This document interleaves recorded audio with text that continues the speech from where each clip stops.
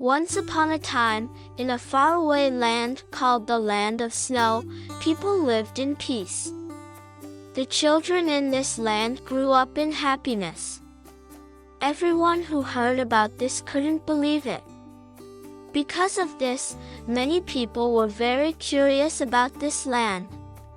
Those who wanted to satisfy their curiosity would eventually visit this land. One day, a group of storks migrating to warmer regions heard about this land. The storks became very curious. They wanted to change their route towards this land.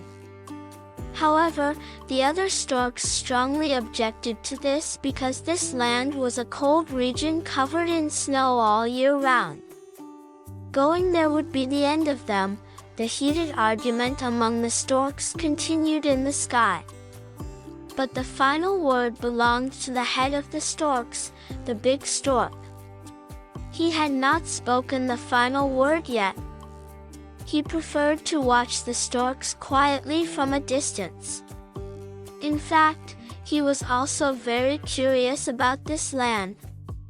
While the storks continued to argue among themselves, they suddenly turned their gaze to the big stork. Realizing the situation, the big stork intervened and declared that they would go to the Land of Snow. Thus, the storks changed their route towards the Land of Snow. Flying gracefully in the sky, the storks noticed the change in the weather as they approached the Land of Snow. Their bodies started to get cold, and they began to shiver. The storks immediately started grumbling. However, the big stork intervened and said that the route would not change. Passing through the clouds, the storks eventually arrived at the Land of Snow.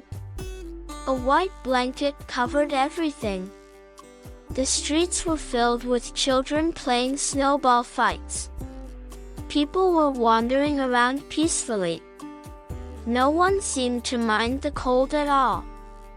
Seeing this, the storks immediately descended and mingled with the children.